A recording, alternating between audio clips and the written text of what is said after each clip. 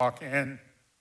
This is our 2021 annual meeting of the Master Property Owners Association of Waterlefe, Monday, January 25th, and we'll go ahead and get started at 6 p.m.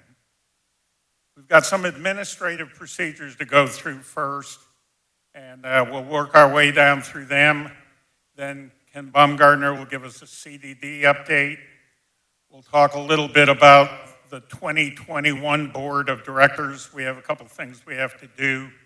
And then the board from last year, the 2020 board, will give their reports, and then we'll go ahead and wrap it up. So to get started on the 2021 annual meeting, I'd like to call the meeting to order, confirm that the meeting has been properly noticed, and we'll go ahead and proceed. We have a vote tonight, and that requires that 30% of the homeowners vote. And as of last Friday, we had almost 200 proxies. So we need 186. So we do have a noticed and formal meeting tonight. The next thing we need to do is to elect a chair to conduct the meeting tonight. So the first thing would be to nominate somebody to run the meeting.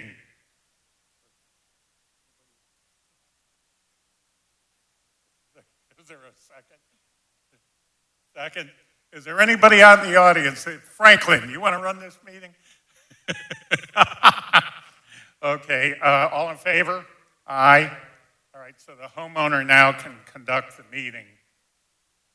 Each of the 5 board members holds a 2-year term, and this year the 2 years were up for myself and John Valletta. Both of us reapplied. As of the deadline, we were the only 2 that had applied. Normally we would just go forward, but following the Florida procedures, I have to ask if there are any additional nominations from the floor to be a board member for 2021. No? All right, we'll go on with the meeting then. The first item is a motion to approve the annual meeting minutes from last year. So I would like to make a motion to approve the meeting minutes. Is there a second? Diana seconds it. Is there any discussion? All in favor? Aye. We're now going to move on to the CDD portion of the meeting. And next chart. This is a chart I used last year. Ken Baumgartner is going to talk some more about it, but it talks a little bit about what is the role of the Master Property Association, Owners Association, and what is the role of the CDD. And now I'd like to introduce Ken. And the next chart, there is a list of the 5 current CDD Board of Supervisors, with Ken being the CDD chairman. So Ken will now speak.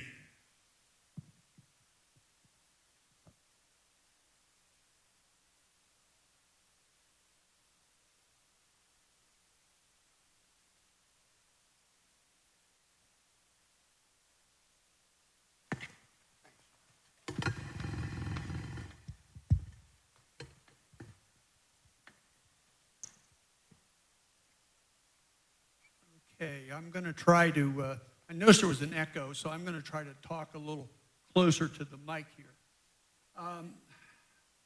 The CDD's year, as Waterlefe's year, began with the celebration of our 20th year as a community. It all began with fireworks and music, refreshments under a tent. And then we also had the opportunity to look back at where we've come from over those 20 years. The community was also recognized by the Manatee County Board of Commissioners and was presented with a certificate which now resides in the golf club. And I'd invite you to come take a look. They said some very nice things about our community. Shortly, unfortunately, after all of this took place, COVID-19 impacted on our community. However, we were able to accomplish several things, ongoing projects and future initiatives. We appreciate the residents, you, who have helped with comments and certainly patience during this time when we were working throughout the community. The CDD board members are here. If I can just stand briefly. I see Jim Davis, Dick Carroll, and is Ruth here? I'm not sure. Ruth Harnchar, thank you very much.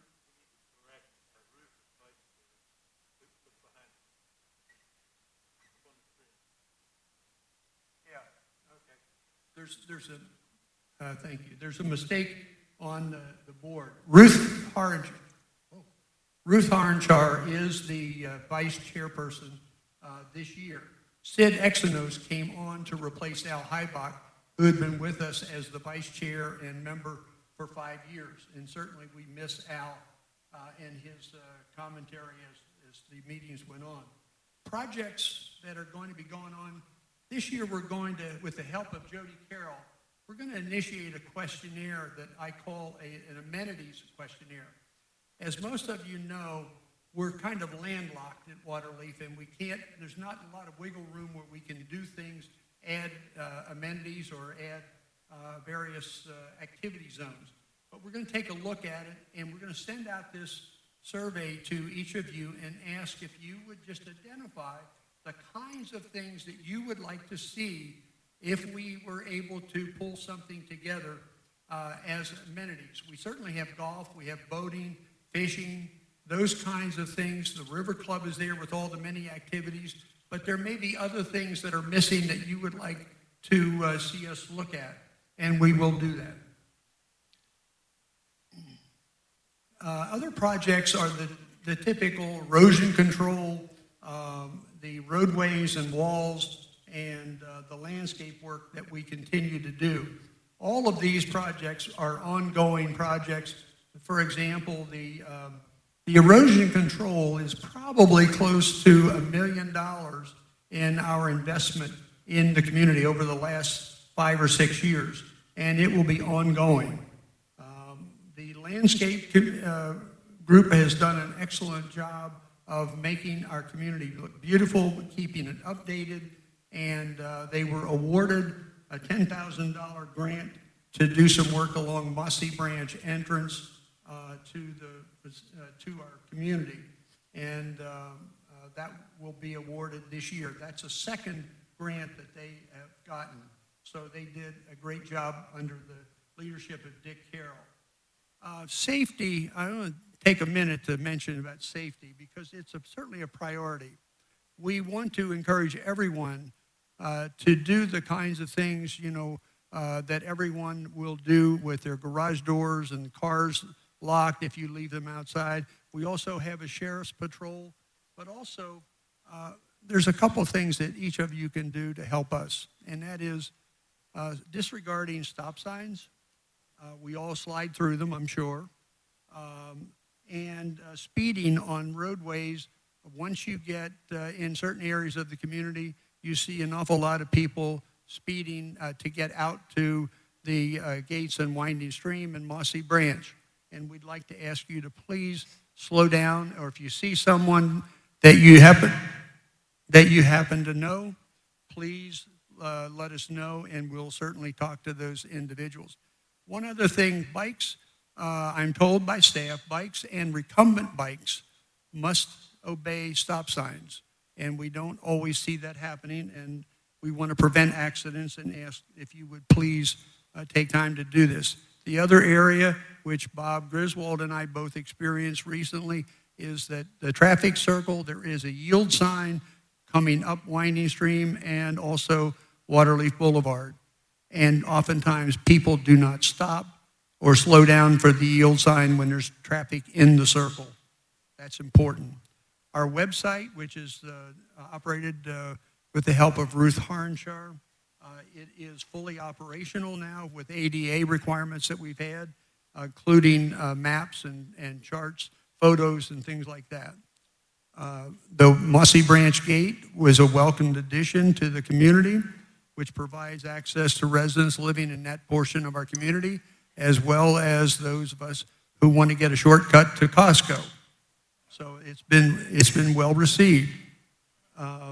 The Winding Stream Gate has had some of its problems. You'll be pleased to know that there will be, this week or next, effort made to replace all the controllers and the operating equipment for that gate, which should make it operate properly each and every time.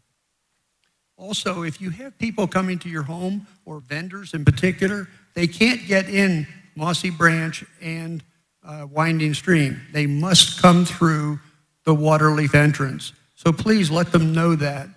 Oftentimes we find people waiting at a gate and they can't get in because they're a vendor or they've just come to the wrong place. Let me mention something about our financial stability. It's always been a very important concern of the board, and I am pleased to say, as most of us experienced in the past several years, there's been no CDD increase in fees for residents. Our reserves are strong, and we have several projects that we've been able to manage to take care of out of that reserve, and will continue to do so. Our golf course also had a great year despite the COVID. This year, we were able to maintain activities throughout the golf program, and hats off to the staff that did a great job under unusual conditions, as did the River Club staff. Our club has been selected for the 2021 U.S. Open. It's the 7th time we've been given that opportunity, and we've added 18 additional carts for those of you that play golf, so we can maintain the social distancing that's required. One thing that's a highlight, and I'm really, really pleased, having been in the community almost since the dirt came, and that is our membership is strong again. We had over 50 new members this year, and we have, as of January 1st, 203 members for our golf club. That includes residents and non-residents as well, and that was just a great job done. Finally, I would mention that our county, we have a new county commissioner, James Thatcher, and I'm going to meet with him and invite him to come, hopefully at a time when we can have a meeting like this, where you can hear him talk about his efforts to help us in the different areas out here in our community. The road, the lights, and by the way, I'm sure you all saw all the traffic lights are going up. They should be operational shortly, and hopefully that will help us with the traffic that goes along. Finally, I would just add that we've all been impacted in our daily activities due to the COVID-19 concerns. In spite of it, the staff at both the River Club and the golf club have worked tirelessly to maintain our programs and services throughout the year. We all say thank you for the work that they have done to support our community. And last but not least, Bob mentioned about the opportunity to talk about the CDD and the MPOA. On the back, if you picked up this out there, I was doing a little house cleaning the other day, and I found an old form that was used a long time ago for comparing the CDD to the MPOA. Most of us scratch our heads every now and then and say, well, isn't that the MPOA? Or no, it's the other one. Which is that? So anyway, I'm not going to talk about it. You can read about it if you like.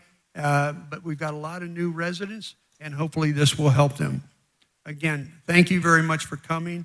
We appreciate the opportunity, Bob, to be here. Thank you. Thanks, Jim.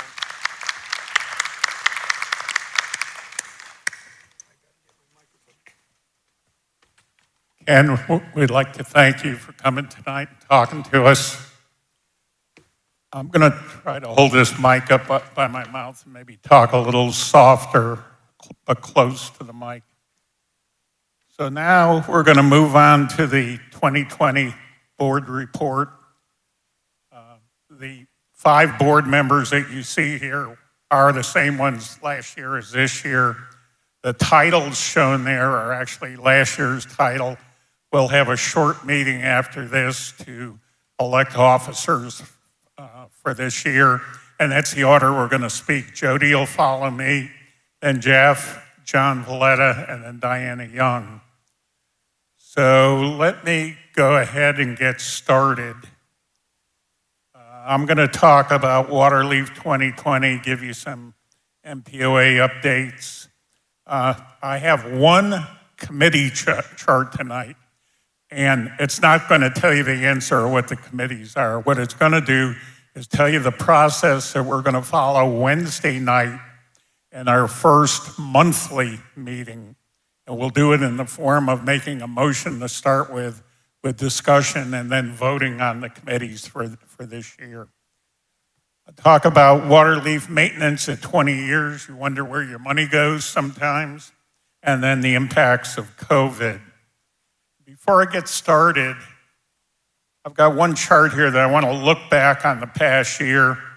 Early last year, none of us anticipated COVID and what impact it'd have on our lives. And after some government mandated shutdowns, we had one segment of our homeowners who wanted us to just open all the amenities up. Their response was, we're adults, we'll decide what's safe. That's not the approach the board took. We felt that we needed to reduce risks. And now that we've done so much work to reduce risk, we'd like to really get more of you to come use the River Club facility. So as you listen to the board tonight, and I'm going to come back to this, ask yourself, what would I have done? Last year, I presented the first part of this next chart where we announced promotions for Jen, Bob Davis, Dan Atkins, Jeff Warfel. At that point, Jackie Hannon was brand new in the property management office. Corey Hudson had just come back to Waterlefe as the executive chef. And then late this year, Hunter Dennis, who put this whole pitch together. And we want to thank you for the great job you did pulling this together. I'd be remiss if I didn't take a minute to thank Bert. Everybody knows Bert Groves has been here. I work every week with Sean Lucina, getting out the checks for the MPOA bills. Chad, who greets us at the front door, who manages the dining room, and Dominic, who manages the bar. And little did they know when we made these promotion announcements last January that in March they were going to become our COVID leaders. So it's been a long year. Moving on now to the organization chart. I think we've already talked enough about the board of directors across the top. On the lower left is the staff organization chart. And what you see when you look at it is we've got Jen as one layer of management with 5 direct reports, and then the people under those direct reports that are needed to get the job done. And it's a very, very flat organization. Communication is easy to do, and it's very easy working with each other. And listed over on the right side are the 10 MPOA standing committees that were in place last year.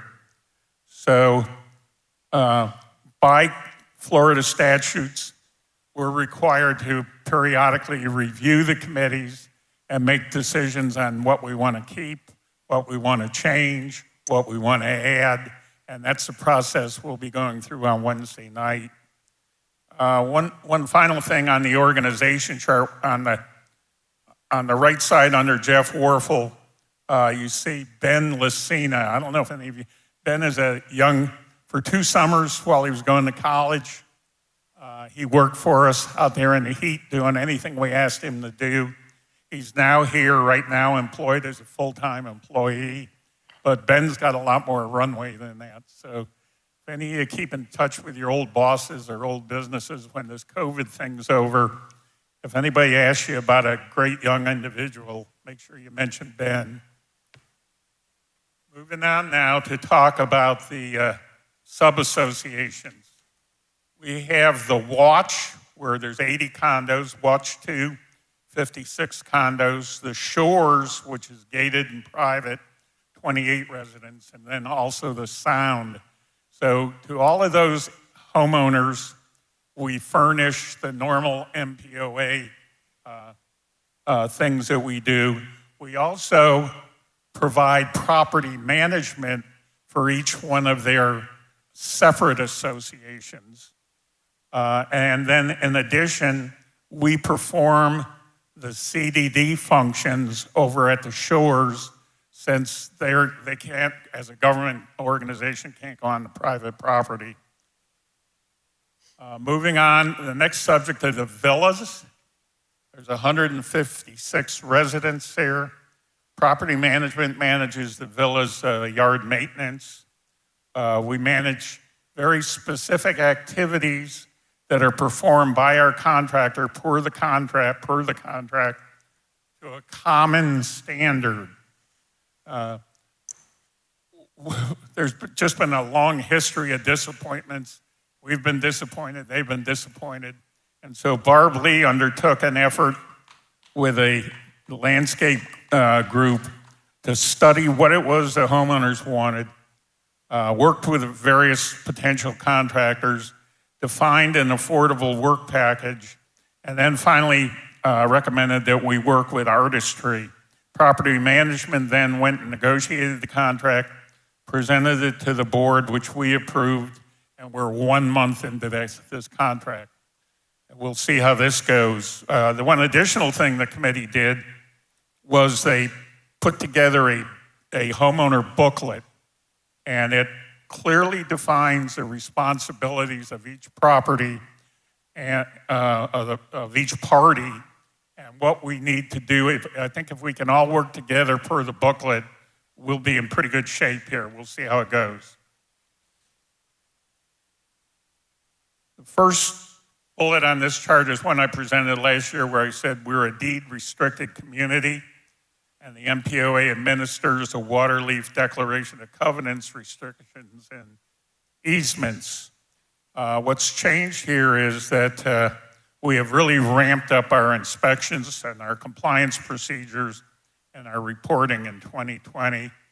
We follow a very formal compliance process that meets all the Florida statutes. And to make sure it works well, we ask property management to lead us in our discussions. Part of all this effort is to encourage the homeowners to reach a solution, and they're invited to be a part of each step in the process. But the board, the DRB, the Design Review Board, sets the standards. If they cannot reach an agreement, it finally ends up at the MPOA board, which is typically a hearing and a finding process. Again, we're looking for the homeowners to participate, help us find a solution. And finally, it goes in front of our CEC, our Covenant Enforcement Committee. And per Florida statute, they don't get to change anything, but they get to vote yes or no. If it's yes, the process goes forward. If it's no, that's the end of that case. Finally, moving on now to 2020 violations. We still get our dogs off the leash and failure to pick up waste reports. I ask you to please work at that. We had one serious go-kart operation on the street that we handled, and that's been resolved. The CDD is still working on a serious trespassing violation, and that's still in the process of being resolved. Talk a little about homeowner communications. You can call property management or the golf course. Maybe they can help you if it's during the day, somebody's available. They have to go out to where the incident's taken place because whoever's reporting it has to have firsthand information. Don't bother calling the gate attendant. That's what he is. He's a gate attendant. He's not a security person. And they have to stay at the gate. And any phone call they make to the Manatee sheriff's not too interested because it's already secondhand information. What you need to do, if it's an emergency, call 911. If it's not an emergency, call the non-emergency number. And we really, really request you don't confront anybody personally. Those things don't end well. Okay, talking about the strategic plan, I see Jim Davis is out there. Jim, and Jody, and Jen, myself, and some of the golf folks, we worked on a strategic plan not back in 2017, 2018. Still valid today. What we talked about for a vision is still valid. What we talked about for a mission on promoting home values is still valid. We had almost 2 years of discussion, and I never heard the word pandemic. So what we did spend a lot of time talking about was homeowner safety and satisfaction. And when I had that chart earlier where I said, what would you have done? Well, that's what we did. We took homeowner safety and satisfaction, and we used that to drive all our COVID actions over the course of the year. Yeah, I am the liaison for the Property Management Committee. We haven't had any meetings since early 2020. And first, I'd like to thank Bill Stasek, John Stevens, Fran Peikoff, Lisa Hanford. Thank them for their support and their contributions. Unfortunately, during last year, we lost Bill Shopovic. I first got to know Bill when a bunch of us homeowners were trying to figure out how to put in a new bar and members room. Bill is just extremely knowledgeable on anything to do with building, always a gentleman. He and I worked the kitchen expansion together, and probably nobody cared more about Waterlefe and was willing to work hard to try to make it better. So Bill is not here with us anymore. Here's a chart I talked about. I said I'd have one chart on the committees. It will be Wednesday afternoon, the 27th. The model we want to follow is that the board and the staff leaders lead our MPOA business. The staff executes the tasks, and the community provides vital advice and feedback. So our plan is to present a motion, have a long discussion with a number of charts, and then we'll vote on the committees and the chairs for the committee after we have had our discussion.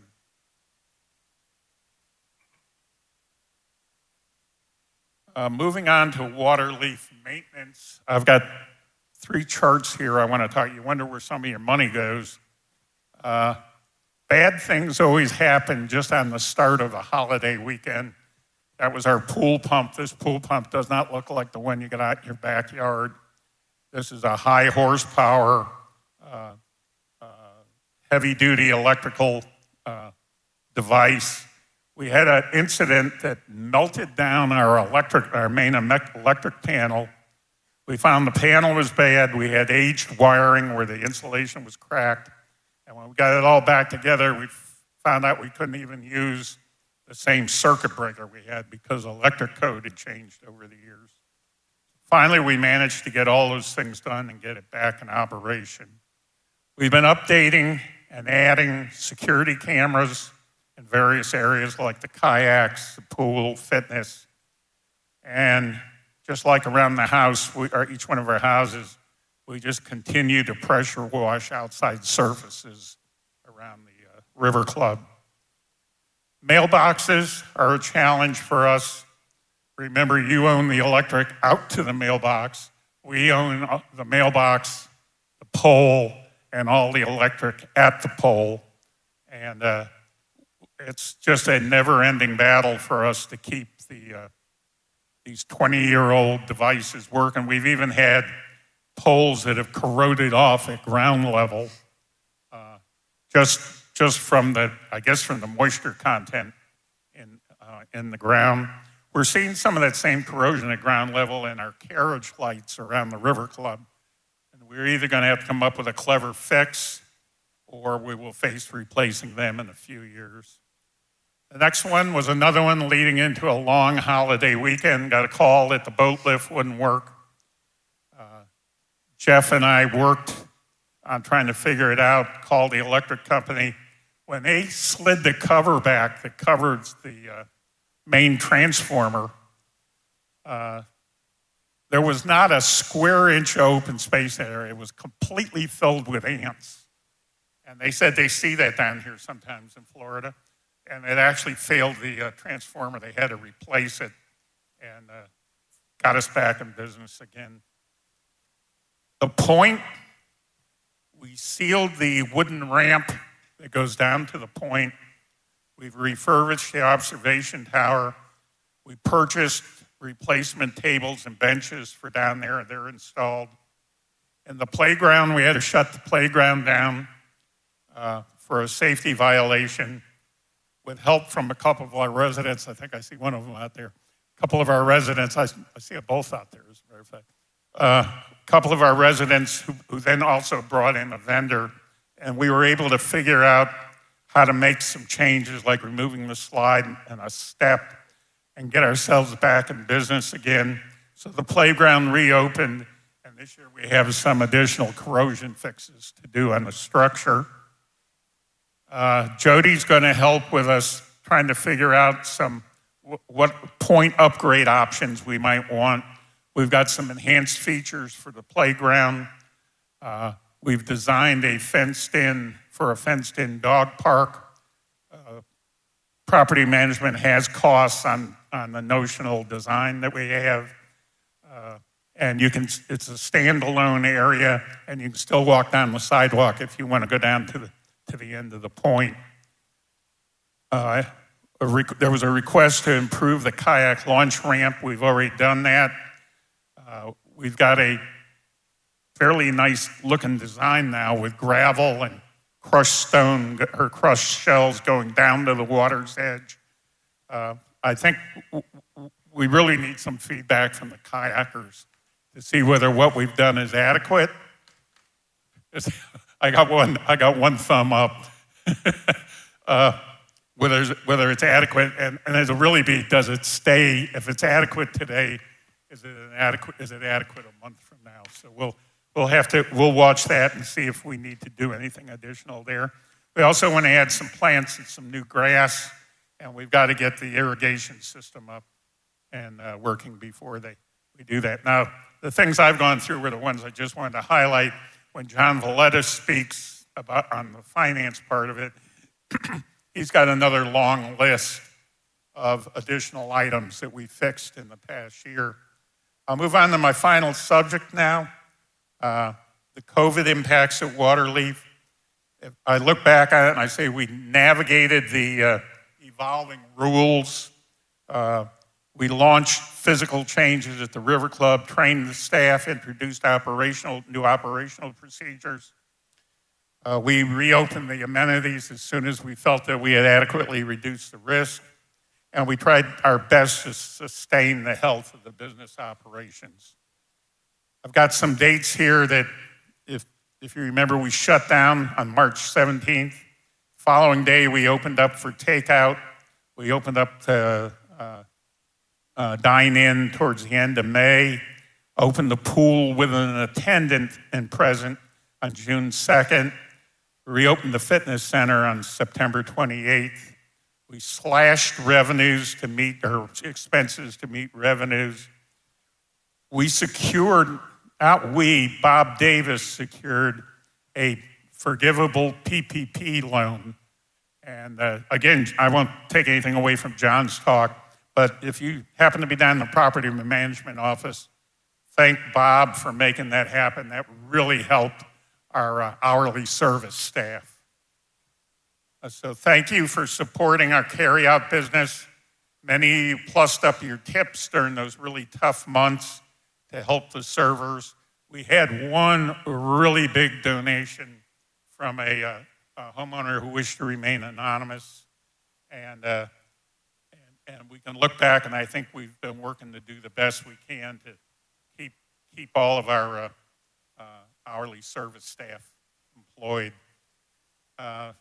Physical changes, We added a number of ultraviolet lights to the air ducts. These were lights that were specifically designed to be able to kill viruses the size of the COVID virus. We put in touchless and hand-free fixtures. We purchased a handheld fogger. We use all the right chemicals. The individuals are trained. That fogger is still used and the surfaces are still wiped down before we typically, as a homeowner, enter the club. We added a magnetic lock to get into the pool. It works with the old fob that many of us have had for many years. We added a new magnetic lock to the fitness center, requiring a new fob that many of you purchased.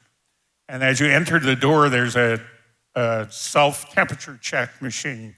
So what we've created here is a trail of data, and if we ever have to back up and do any contact tracing, we've got data of when you entered the pool, who just stayed in the pool, who went from the pool gate to the door into the fitness center, and what your temperature was when you entered there. We've also added flexible interior barriers in the fitness center, and we are adding a locked door to the hallway so that you can't defeat this planned system by just walking down the hall and walking into the fitness center. And with that, I think I am done, and I will introduce Jody, who is our Director at Large in Human Resources, and let her go on with her charts.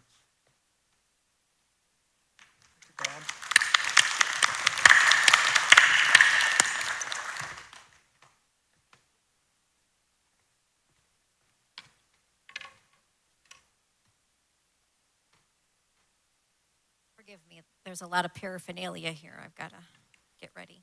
I don't know about you, but I am still feeling itchy from the thought of thousands of ants in that electrical box. Yikes. Thanks, Bob. I'm going to talk with you this evening about 3 areas, including human resources, communications, and then finishing up with the Waterlefe homeowner survey. In 2020, we conducted a organizational audit. The staff completed a job analysis questionnaire. We overlaid that then with the needs of the operation, which resulted in some changes, and Bob shared that organizational structure with you a little bit earlier. We have 2 licensed community association managers to help with our operation. One is Bob Davis, the other is Jackie Hannon, who received her certification in 2020, so congratulations, Jackie, way to go. We consolidated member reception under the leadership and smiling face of Bert Groves. She continues to do a great job. We also identified a gap in proactive member onboarding, as well as our communications, our technology, our website. And so it necessitated a new position that we posted and was filled by Hunter Dennis in November. If those of you who haven't met Hunter, he's doing a great job getting assimilated into the Waterlefe culture, and he is right up here on the stage, so make sure you say hello to Hunter. All right, moving on now to communication. If you're anything like me, we're getting hundreds of emails on any given day. And Waterlefe, unfortunately or fortunately, is no exception because we want to communicate with you. The primary way that we communicate with you about things you need to know about are e-blasts. And because we all get so many emails on any given day, we color-coded the header so you could quickly look at it and say, this is something I probably need to look at right away, or this is something I can look at maybe on the weekend when I have a little more time. You can see the red hot safety and security enjoys an open rate of 65%. That means 65% of you on average are opening up that email. We would love to see that number higher, but we do not use that unless it's something you absolutely need to know about. So please pay attention to these e-blasts. Now, if you're not receiving those in your email, they are likely ending up in spam, but it is very important information. So the way to get that into your inbox is to Add Waterlefe MPOA to your contacts. And if you don't know how to do that, just stop by property management. They can show you how to do that. Because I said, this is going to be the most timely information that you're going to need in the community. We are going to move on to the next. Thank you. The next is Leaf Life. And Leaf Life is our monthly newsletter / magazine. We are entering our 4th year of this format for bringing you information in a timely fashion as best as we can. It's distributed again through that same email system, and it includes articles of interest about the MPOA, the CDD. Your neighbors write articles of interest. There's also committee updates. So it's sort of one-stop shopping for everything that you need to know about, distributed once a month by the 7th. It's also archived on our website, so if you think, oh, I read an article about backflow preventers, you can go back and find it on our website. Members of our community contribute valuable information, and I want to thank some of them that are here tonight and that you might see in the neighborhood. Dave Rogers writes an article every single month and has taught us about our marina and our boating community, and he does a fantastic job keeping us all in the loop. Michaela Valletta, who is the chair of our DRB, also writes a monthly article. She's always encouraging us to keep Waterlefe beautiful, and I think it's looking amazing. So thank you for your contribution, Michaela. Diana Young, Jeff Brand, John Valletta, Bob Griswold, all members of the board, write articles on occasion, in addition to the staff writing for us. And Barb Lee has been with us from the start, revamping this whole communication. She writes articles on a regular basis, and she is our proofreader extraordinaire, so thank you, Barb, for your contributions. Finally, I'd like to talk about 2 new features in Leaf Life. The first one is called In the Spotlight, and that is written by our very own Jack Ritchie, who is also a contributor to Leaf Life. And this is his brainchild for all of us to get to know our neighbors who've had some pretty fascinating careers. So he has a list of people, he does an interview, he takes photographs, and I think you'll find some very interesting reading. And like I said, we don't all talk about what we did in the past, but we have some really, really interesting people living in the community, so make sure you check that out. The second new addition this year is the Waterlefe Artists Guild online exhibition. And I don't know if all of you know this, but the Waterlefe Artists Guild is a significant group of artisans and artists that live in the community, and they are doing their craft behind the scenes at home. And we used to have a place in the members' room that they could exhibit their art. And due to us rearranging the purpose of that particular room, we were no longer able to offer them the exhibit space. But it's very important to artists to exhibit their work, so we brainstormed and came up with this exhibition that's embedded in Leaf Life. So every month they're photographing their art and they're putting together an exhibition. We also have a link to that artist's email.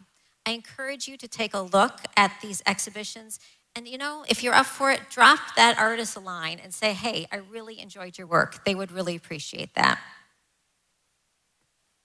We enjoy a very positive view rate for our Leaf Life. You can see we're in the thousands most months that people are viewing this. So it is telling us, and we watch these analytics carefully, that people are looking at the information we're putting out there. We like to see that number as high as we can possibly get it. And you can see we just started the exhibition in November and December. So again, I want to see those numbers higher so we can support our artists in the community. We do have a presence on social media. We have an Instagram page. We have the Waterlefe Golf and River Club Facebook page, and also we have the River Club. We want you to like us. We want you to follow us. We have a little inferiority complex. We want to see those numbers high, so make sure you check us out on social media. And then finally, I want to talk a little bit about the homeowner survey. Back in 2017, we did a very comprehensive homeowner survey with the CDD. We used this information to finalize our strategic plan, and we committed at that time to do a homeowner survey every 3 years. And it was just about fall of 2020 that we were set to do the homeowner survey. And it was going to benchmark. And we decided as a group, along with the CDD, that we were going to put that on hold until 2021 just to see how things sort of panned out with the pandemic so that we had a clear direction on where we thought things stood. Well, I don't think we're there quite yet, but we are going to do a survey again this year, and you heard Ken and Bob talk a little bit about some mini surveys. Again, the MPOA and CDD want information and feedback from you, so you're going to see some smaller surveys come out about our amenities and just maybe a few questions, and then likely this summer or fall, we will bring out the large homeowner survey. We had nearly 500 people participate in 2017, and we would really love to have a higher response rate this year. And finally, I would just like to say thank you to our incredible MPOA and CDD team. They do a great job making Waterlefe a very special place to live and play. If I said it once, I've said it 100 times at meetings. The staff do a great job, but we all live here every day. And so for all of us to live here and enjoy takes the entire community to contribute. I see some former board members. I see people who have served on community committees in the audience. And I just want to say thank you to each and every one of you. This is a very unique community. It's very special. And it's thanks to your efforts and your contribution that we live in a really, really great community. So thank you very much.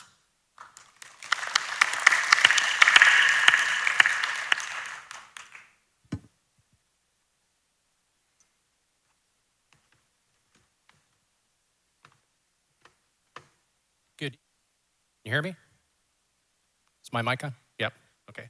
I'm Jeff Brand. I'm a brand new board member this year. I've completed my first year. It's been a very interesting first year, as you guys have kind of seen yourself. I'm director at large, predominantly for the River Club. I have really enjoyed that challenge this year. It's been very interesting as we've seen what we've had to make adjustments on, and Bob has gone through a lot of the specifics about what we've done in terms of physical changes. One of the things that wasn't discussed so far, but you probably have seen correspondence on it, was very early on, we formed a pandemic task force between the CDD and the MPOA, specifically to try to ensure that both governing bodies and the staffs were presenting a uniform picture to you as residents of what we were going to do or not do for your protection and for the operations of the facilities. So initially we were meeting every week, and then as we started to normalize operations with the changes, whenever any governmental change or regulations or anything that came down from the governor's office or the county, we would then meet again and say, are there any things that we need to make adjustments on? Or there was an uptick in the COVID positive cases, we'd look and say, are we still satisfied that things that we put in place will meet the needs of our residents in terms of protections and safeties? I want to thank the members on that task force. Everybody worked really well together on that, and I think hopefully presented a fairly clear, concise picture that when the grill room was going to be open and or only open for takeout, the River Club was doing the same thing. So kudos to the staffs and how they worked on that. I'm going to cover 4 things today in terms of the River Club operations and then the 3 committees that I'm the board liaison on. The majority of that has already been discussed, so I'm just going to touch briefly on those, a couple key points. If you go to the next slide. So for the River Club operations, we had to do a lot of things. As Bob had mentioned, all the physical changes we made, but we also had to look at how do we make the operations as conducive as possible for you based on our limitations. Hopefully you're using the River Club and the bar and the bistro area and the other amenities that we have in the River Club, but you'll notice that we still have social distancing tables. So that's about where we were at in April when the changes came down and said you can have 50% spacing in your tables. That's about all we can support, and even though the governor several months ago allowed the state to go up to 100%, we made the determination for the safety of our folks to keep it COVID safe. So all those tables are spaced so that each table is separated, and now everybody has their little pods or groups. So we're encouraging people to come up with reservations of their 5, 6, 7 folks that they feel comfortable sitting around the table without their masks. While in the River Club, we do encourage you, if you're going to leave your table, put your mask back on until you go to the restroom or whatever, and then once you're back at your table, obviously feel free to take your mask off. Dan's worked really hard to come up with some new innovative concepts to provide amenities, and I'll talk a little bit more about that in a few slides. But we've changed the members' room into a bistro room, recognizing that the bar is not capable of handling all the folks we've had in the past. Everybody likes to saddle up to the bar, order cocktails before dinner or whatever. You'll notice the spacing of the chairs in there is very limited now. So we tried to extend the bar into the bistro room now. We have a second bar there with dedicated support staff to facilitate that, and it's been working out pretty well, and we've gotten really good feedback on that. Takeout, who has not done takeout here yet? We tried to message, especially this summer, that Waterlefe was really kind of a moat of safety, and that you had resources within the community where you didn't have to go out to a restaurant or whatever to either get takeout or come in and do dining. And the takeout has been huge this year. I would say it's been over 50% of our revenue for most of the year, and it continues to be very robust even though the dining room is back open. The Tiki Bar, even though we've had that in the past, we've really kind of revamped that whole thing. We've got a very good menu. We've gotten great feedback on the food from the menu. We had a grill down on the pool deck for a while, but we just found that the majority of people were ordering food from the kitchen anyways, so we've now reconsolidated that piece of it. But you'll see that we have steel drums twice a month, and that's been very popular. The gentleman is very, very talented, and we're doing tiki tunes on Saturday evenings once or twice a month as we're progressing, and that has been very well received also. The other thing we did was, in terms of menu changes, we changed the structure of the menus to refresh it a little bit more. You'll see there's a weekly page now that offers small plates, comfort food, keto, butcher block, and the fresh catch, and that's changed every week, along with the menu itself changes monthly. So hopefully that will provide enough variety for you. And again, we've gotten very good feedback from the residents we've talked to on that. We've also slimmed down the menu to reduce the items in the kitchen that for our cost of goods sold. We were making a lot of sandwiches in the past for dinner, even though most restaurants don't offer that kind of thing. And we were having to carry quite a bit of produce and things in the back for things that were producing very much revenue for us. So you've seen that we've consolidated the menu, but I think it's still been very popular and very successful. Moving on to activities. As you can see throughout the summer, we basically have been able to do no activities based on COVID. Those things we have done at the start of the season, we were able to do the cart parade, and that was very much COVID friendly. We did offer some refreshments to the cart folks at the start of the parade, and then we had a band and limited menu down at the pool. I think we had 30 or 40 folks use that, so that was very popular. But I would like to recognize, I'm not going to go through everybody's list, but Bobby Griswold and Vicky Josby as chair people. We just met again about a week and a half ago, looking at the next year of what we can and can't do in terms of providing activities for y'all. If you go to that slide, please. Excuse me, I've got one more in here. So the event's been limited. We have focused on wine dinners, Chef Corey's executive dinners, the Tiki Bar, as I mentioned, and the car parade. I want to touch briefly, how many here were at the wine dinner Saturday night? We had, I think, about 50 folks total, and it was represented. We did a Zoom meeting with the winemaker out in California. We had one of their reps here locally taking house place as the sommelier.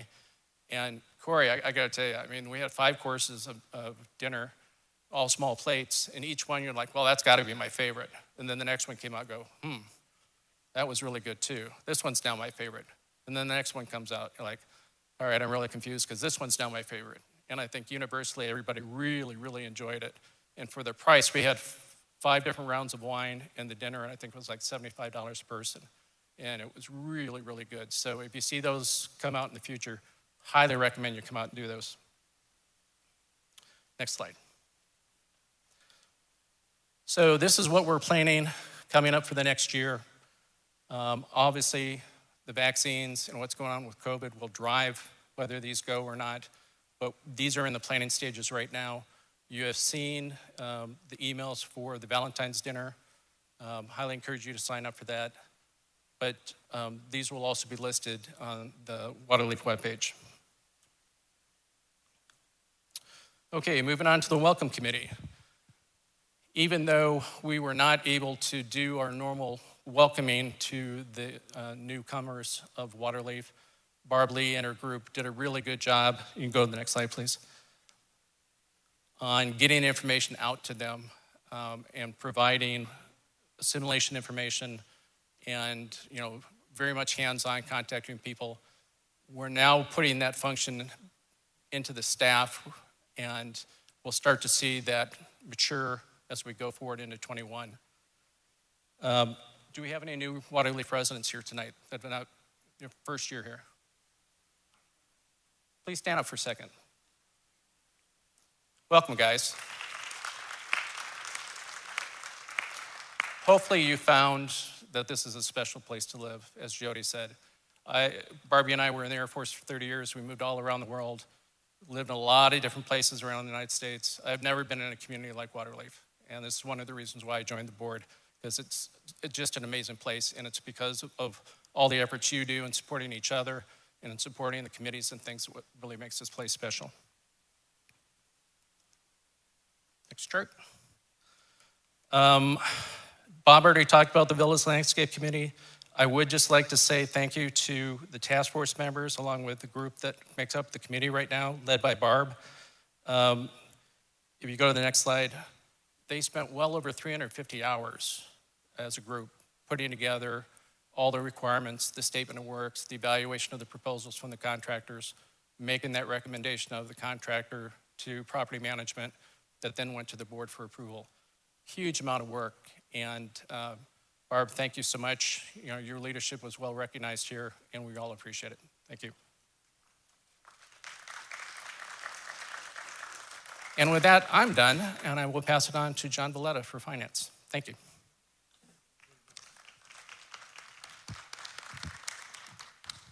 I think it's, there it is, good. So welcome, thanks for joining us tonight. It's been quite a year. It really has been quite a year. 2020 was, I think 2021 is going to be equally as challenging for us in a lot of ways.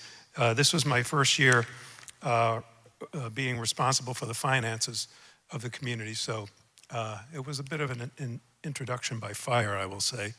But I'm going to take you through some of the things we did today, this year rather, and give you a feel for how we got to some of the places we're at financially and where we're looking forward to being in the future. So we'll talk about a couple of the, if you could just stay on that for a minute, Hunter, thanks. Give you a few of the highlights, because believe it or not, the Finance Committee did accomplish some business things other than just dealing with COVID. We met every month and continue to meet every month by Zoom, but we accomplished some real business in addition to just having to deal with COVID challenges. We'll talk about the results for the year, the impact of COVID on the community, and then where we stand with our capital accounts. And finally, I wanted to talk one more time about our budget assessment. I know it's something we beat up quite a bit at the end of last year, but I just want to talk about it again. Thanks. So I had carryover responsibility for our cable TV and internet committee, which really is, for all intents and purposes, an ad hoc committee that Jack has chaired now for a while. But we're in the third year of a 5-year contract, so the committee doesn't meet and probably won't meet for another couple of years until that last year of our 5-year contract, when we'll begin negotiations again with the vendor. As far as the Finance Committee goes, Regina, Frank, Rob, Hank, and Tom were invaluable to us in making some very important decisions for the community when it came to, well, we'll get to some of the things that we had to decide on. Tom, by the way, I should add, has decided to step down from the Finance Committee, so we certainly thank him, not only for his service to the board for many years, but also for the time that he spent with us on the Finance Committee. And then, of course, Bob Davis leads these meetings as our controller and our CFO. Jen Millen is at every meeting contributing, and Sean Lucina, our assistant controller, very, very valuable assets to us all. So taking a look at some of the highlights, the business things that happened that weren't COVID related, I'll talk about first. There was a process that we improved, which was our invoice approval process. We fortressed that up a little bit by requiring 3 signatures on any invoice that we pay. And that had to be the department head, the general manager, and then finally I sign off. So before any check goes out, all three of us have to sign off on any bill, whether it's $10 or $10,000. The department head again, the general manager, and then me. We implemented some spending limits, some spending authority limits that were in place, but really we solidified what those limits were for the various levels of the organization. We also implemented a multiple bid requirements for any purchase over $5,000. You'll be interested to know, maybe you won't be, but I'm going to tell you, that the state statute says that you must secure multiple bids for any expense that exceeds 10% of your annual budget. So for us, that means any expense over $270,000, we have to get a second bid. So obviously, $270,000 is not a workable number and not a number that I wanted to live with as a treasurer. So we had a meeting with the finance committee. Quite frankly, this $5,000 number was selected by our managers. I thought it wouldn't be workable. I thought it might be a little low, quite honestly. But they've worked very well with it throughout the year, and they chose that number, and that's the number that we work with now. Anything beyond that, we need to secure second bids. We made some changes during the course of the year, again with the guidance of the Finance Committee, to our liability insurance coverages. Specifically, we upgraded our umbrella policy, which had stood at $15 million. We upgraded that to $30 million.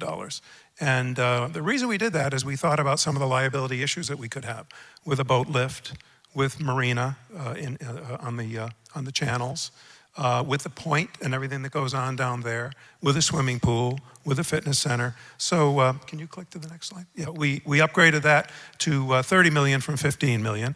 We then added something that we had never carried before, which was pollution liability insurance. Pollution liability insurance I felt was very important since we sit on a river. We could have a spillover of a grease trap. It could be any number of things that could happen that we could have a problem with. So we added $1 million worth of environmental and pollution liability insurance. And then finally, we upped our cybercrime coverage from $50,000 to $1 million coverage. All of these upgrades, I think came in at around an extra $3,200 for the year. So in the scope of a $50,000 budget for insurance, it really was a fairly small amount and really provided us with some important coverages. We had some cash flow issues. When I first started in January, I found out that in the first of the month and then 1st of April, we were kind of doing it, robbing from Peter to pay Paul. We were holding checks. We were doing some things that you don't want to be doing in business. And it was because we weren't actually collecting quarterly MPOA dues until the 20th of the month, the 20th of the first day of the quarter. And that posed a couple of problems. First, it made the whole we had run out of money by the end of the last quarter, so the first 3 weeks of that quarter were really desperate. And secondly, it didn't comply with our covenants, with our bylaws. Our bylaws said the dues are due on the 1st and they're late on the 10th. So you might remember a period of education that we took for 6 months, where we told everybody we were going to revert back to what the bylaws required. And we've done that now, and it eliminated all of our quarterly cash flow issues, and we're in really good shape with that. Early on in the year, actually pre-COVID, we didn't know any of this was coming, but we carry good cash reserves, and I'll get to that in a little while. But we felt that for virtually no cost, it would be wise to have a line of credit. So we established a $200,000 bank line of credit with our bank to be used for emergency purposes only. I can only see it in the case of a dire emergency where we'd have to use that, but it is there if we need it. And then finally, I'll talk a little bit about the PPP loan that Bob mentioned earlier. Back on the 27th of March, well, by the 27th of March, our heads were reeling, and not only Finance Committee, but operations of the River Club. We had been closed for a day or two. Now we were in takeout mode and really not doing much business. And we had gone from having a fully staffed, you have to think of it this way. We had a great January last year, really great January. We came out of January with a really nice surplus beyond our budget. February was actually pretty good, although people were beginning to get a little bit leery of coming to the River Club. And we really, then when March came, things really began to slow down quite a bit.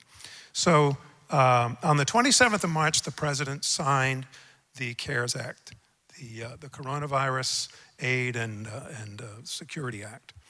And that's a 2.2, as you know, $2.2 trillion aid act, part of which was the Paycheck Protection Program. $350 billion of the CARES Act was devoted to paycheck protection. This was a program designed to keep people working and to keep businesses in business. And it provided a level of funds through a loan, a zero interest loan actually, a zero interest loan that could even be forgivable, a zero interest loan to cover payroll, utilities, and mortgage interest.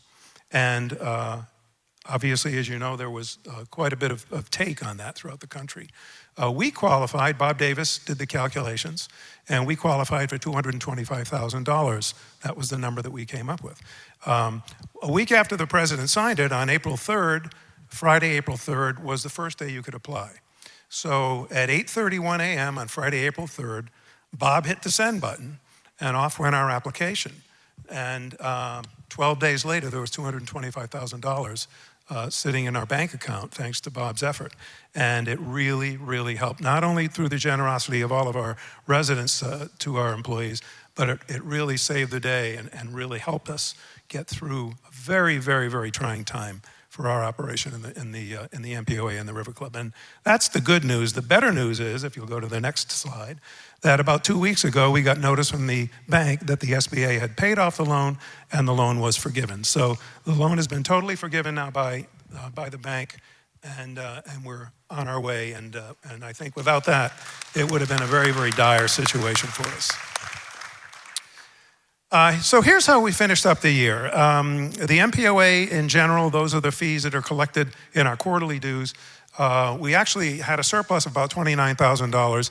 About $10,000 of that was additional fees that we collected, and about $20,000 of it was additional revenues collected from the CDD. It's pretty easy to, the MPOA budget really should hit the mark pretty close, and it was pretty easy to identify why we were up $29,000. The River Club, as you can see, was another story.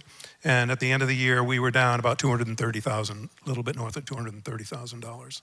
Expense-wise, fortunately, our managers did a fantastic job. Our operating expenses down $77,000. Our cost of goods sold, which is food and beverages, as you would expect, because revenues were down, was down $90,000. And our payroll was down about $83,000, primarily based on tight controls. So managers did a fantastic job getting us through a very, very difficult year. And we're just hoping for the best as this year comes up. Here's a look at the hard cost, what I call the hard costs of COVID. It's the money that we had to spend, and you can see we spent $41,000 just cash out to make our facility compliant. Some of this was able to come out of reserves, but for the most part, the other $30,000 on top of the $30,000 was just plain old operating cash that we had to come up with. And then, of course, as I said earlier, $230,000 shortfall in the River Club meant that we had about a $271,000 financial impact on our overall operation last year. So that's what our managers had to deal with, and that's what they had to overcome in order to operate the River Club. Talk a little bit about capital. Last year, you can see some of the projects that we completed. Some of these were related to COVID, such as the restroom faucets being touchless and UV lighting that we put in. Others were things that had been planned along the way anyway. And you can see for yourself what they are. We've got some other things coming up on the next slide. Thanks very much, Hunter. For 2021, this year and next. Some of these are 2-year projects. I think you can see that we are going to have to address dredging our boat lift. We have some repairs to make to the road at the shores. I think most importantly, most important will be the point. You heard Bob talk about a lot of the plans we have for the point, but if we don't do something about the erosion at the point, we won't have a point to improve. And because we're on a tidal river, and unfortunately because also we're not in a speed zone on the river, quite a bit of erosion occurs on the banks of the point. And it has, Jen showed me a picture one day of the original drawing of the original photo from from a helicopter, and there are trees that don't even exist anymore that are long gone from the point that used to be part of the land. So we have to do something out there, and we've got a 2-year plan for that. And River Club computer replacements and kind of the usual thing that'll be coming out of capital and reserve expense accounts this year and into next. So for our balances for this, we're in good shape. We're not in incredibly wonderful shape with our reserves, but we have adequate reserves. Every 3 years, we have a professional reserve study done. We just had one done this past fall. For the past 3 years, we've contributed $105,000 a year to our general reserve fund, and that was adequate. The reserve study suggested that we take that beginning this year to $150,000 for the next 3 years.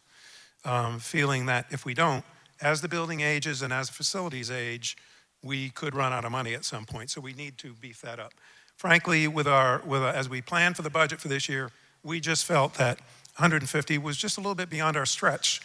So we did add $30,000 to the reserve budget for this year. And as you can see, we'll be contributing $135,000 to it this year.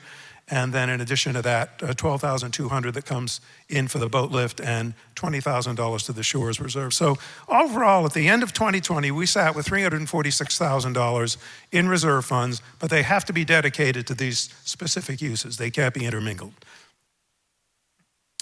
And finally, one last time, I wanted to go through our assessment increase that we're all dealing with this year. At the top, you can see what our annual assessment came out to be. Our managers worked our deficit down to need an additional $54,000, $88 each annually, $22 a quarter, which was an equivalent of about 3.3% increase. What I did was I just chose 4 of our higher increases. There were tens of increases in individual line items, but Spectrum alone was $21,000. That's by contract. That has to go up 5% every year. Our legal expenses are going to be up $18,000 a year, particularly because we're undertaking a covenant and bylaw review, as you know. Software support, and that reserve contribution that I talked about being an additional $30,000. So despite, those are just 4 that totaled $76,000, and add in all the others, but the managers were able to work our budget down so that our increase really is only going to be about 3.3%. So they did a fantastic job creating our budget for us. I'm going to be around, but feel free, if you ever have any questions about this, I'll be around for a few minutes after the meeting, but don't ever hesitate to call or email me. Thank you. Diane.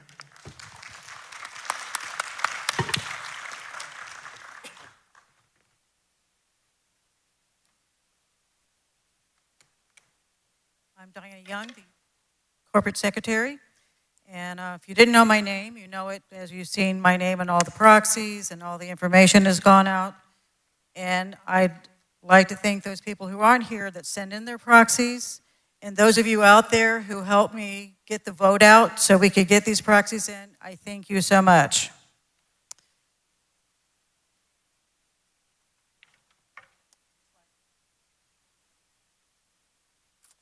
So,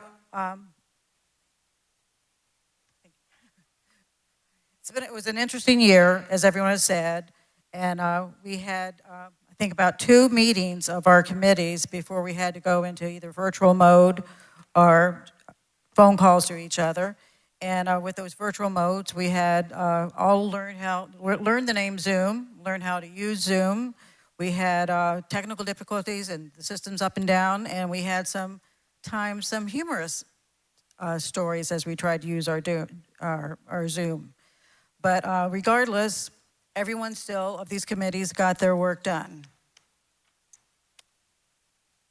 So the Amenities Committee members was our chairperson, Janice Ritchie, and Barb Gleason, Chris Mott, Stephanie O'Donnell, and Joel Pokorn, and Deb Young.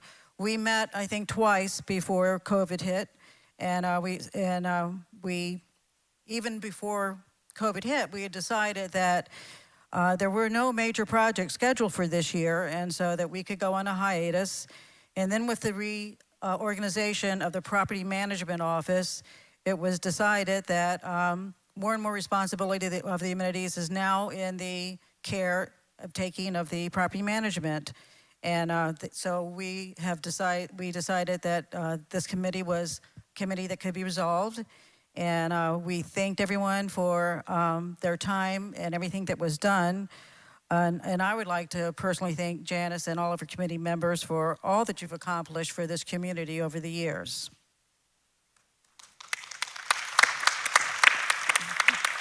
So let's talk about that. Let's talk about everything that's been completed. Janice and her team were involved in the River Club expansion, both the bar and bistro, the new kitchen, and the lobby renovations. They were involved in the beautification of the River Club landscaping and the homeowner photos displayed. If you go downstairs, you'll see there was a contest for when we got lots of beautiful photographs and came up with the ones that we wanted to have in our River Club. They came up with the social membership program, which was successful until COVID hit, and now we're keeping our River Club open for our members. And the membership cards and homeowner resident cards that we initiated, and this helps set the foundation for keeping our amenities for our residents, for their guests, and for our renters. So I don't know how we can thank Janice for everything she has done. She's been the driving force behind this amenities community and all the wonderful accomplishments. She's been dedicated to keeping our community beautiful and relevant. I served on that committee with her, and I saw her passion for making our community better. So thank you, Janice, for everything you've done. You have been just the heart of this community.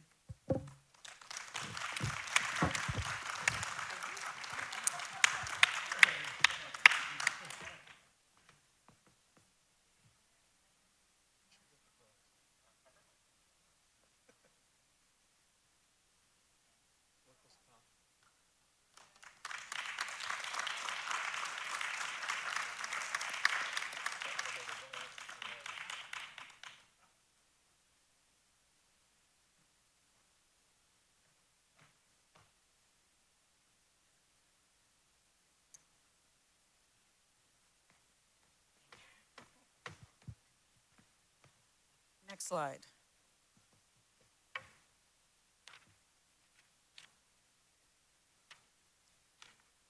I'm also the liaison for the Covenant Enforcement Committee, and I would like to also thank Gail, Dan, and Tom for what they do in this committee. Not the most glamorous committee. They held 6 hearings this year, and the CEC acts kind of like the appeals court for any time we're fined. And this gives homeowners another chance to have their fines reviewed by a nonpartisan. It's not the board, and it's something that they do. They make sure they get together anytime we have a fine. So they're kind of, even though we have it scheduled monthly, they do not need to meet unless we have a fine. And it's always important to know that the MPOA's guide and goal is to have homeowners understand our covenants and bylaws and have them follow them. We're not in the business of wanting to collect fines. And so our goal is to make sure we all understand the covenants. The Design Review Board. I'd like to thank Michaela and her team. I would say that this was one of the hardest working teams this year, if not the hardest working team. We all were home. We all start noticing, maybe my landscape needs a little update. Maybe this is a great time to paint the house, or maybe this is a good time to fix our driveway. So they have been active every month, holding their meeting, reviewing all of the requests, and they've had a very, very busy year. With that said, I'd like to hand off to Michaela. She'd like to tell you about her busy year.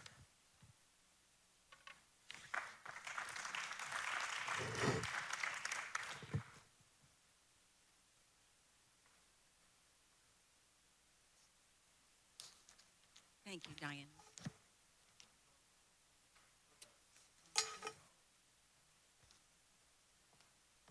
All right.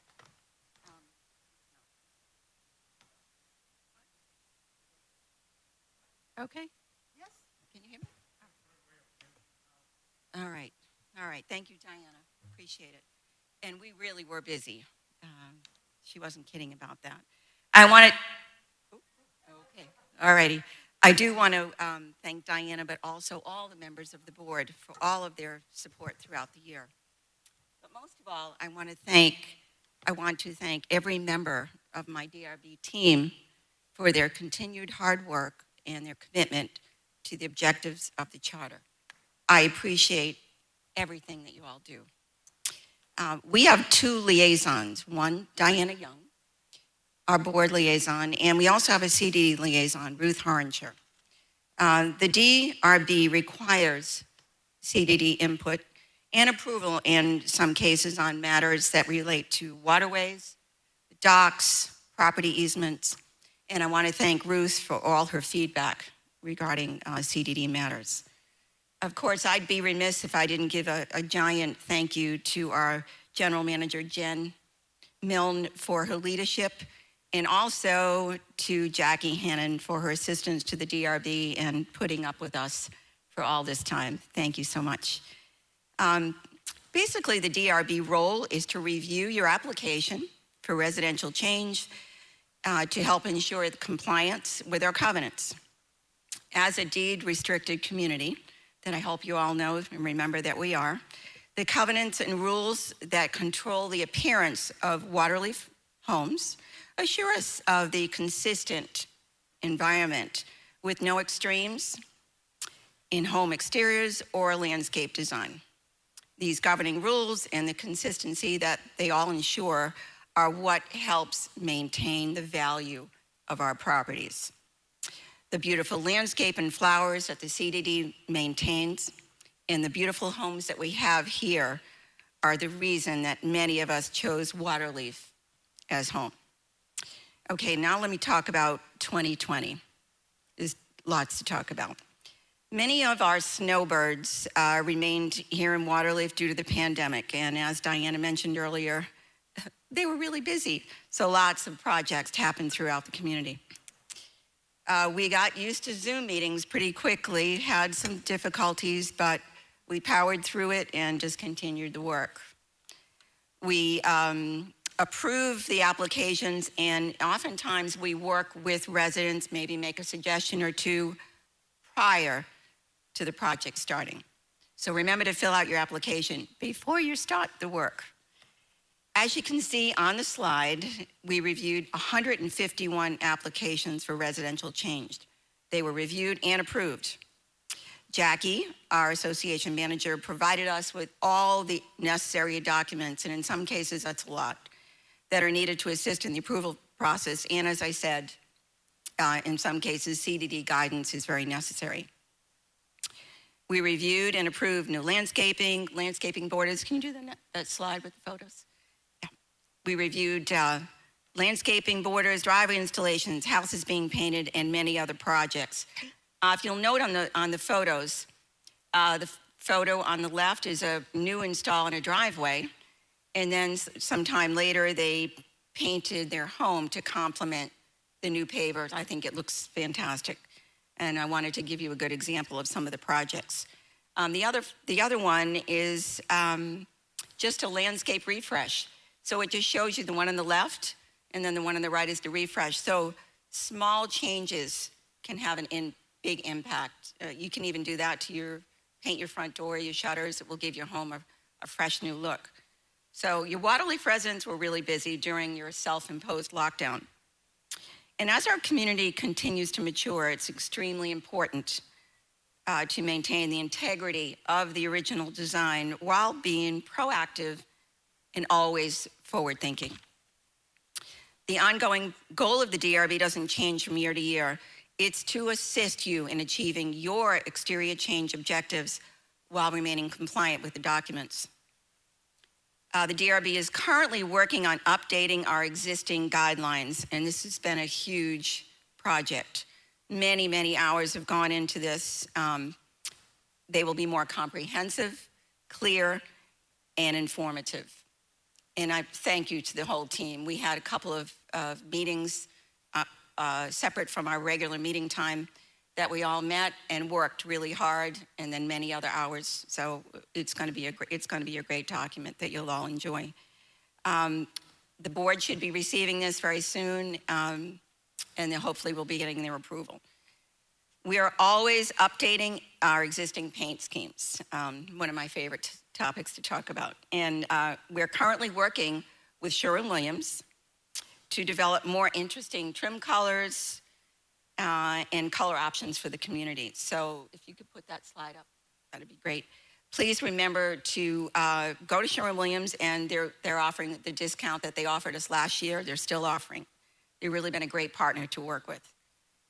So in closing, if you've lived here, whether you've lived here for 20 days or you're one of the original residents of this beautiful community, it's really important that you stay familiar with the covenants and the deed restrictions, as well as the guidelines that help maintain the very environment here in Waterlefe that appealed to you when you made the decision to move here. Thank you very much, and we're looking forward to another great year. Thank you so much.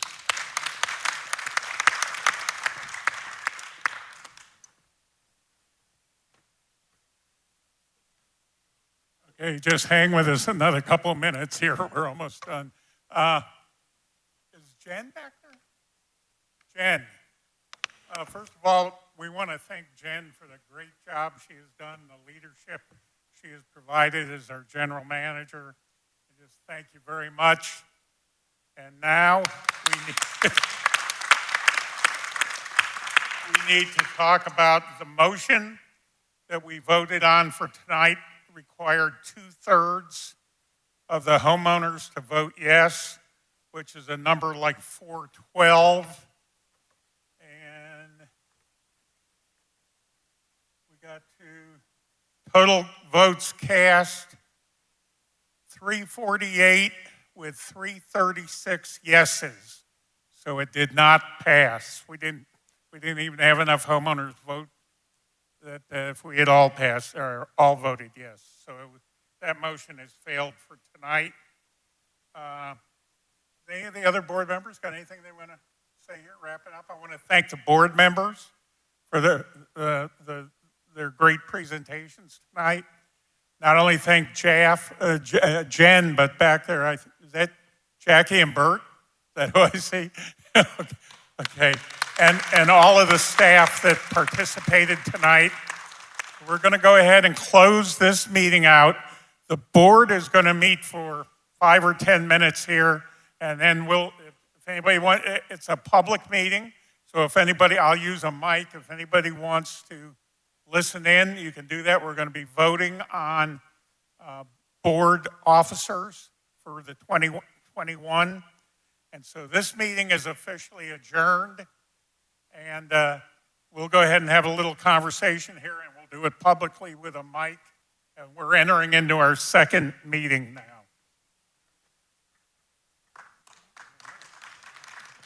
All right. Well, yeah, I guess we can stand. Let me put my, why don't we just, everybody got their masks on?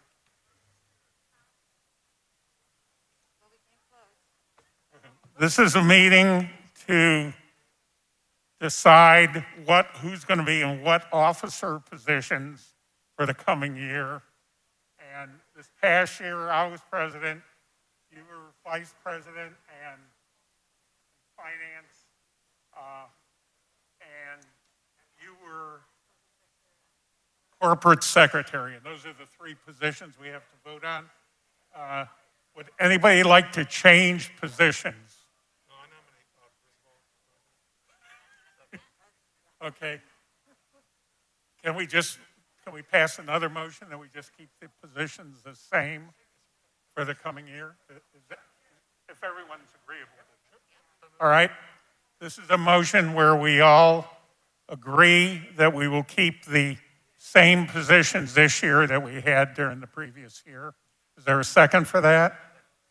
Okay, a second. Jeff seconds. All in favor? Aye. All right, this meeting is ended.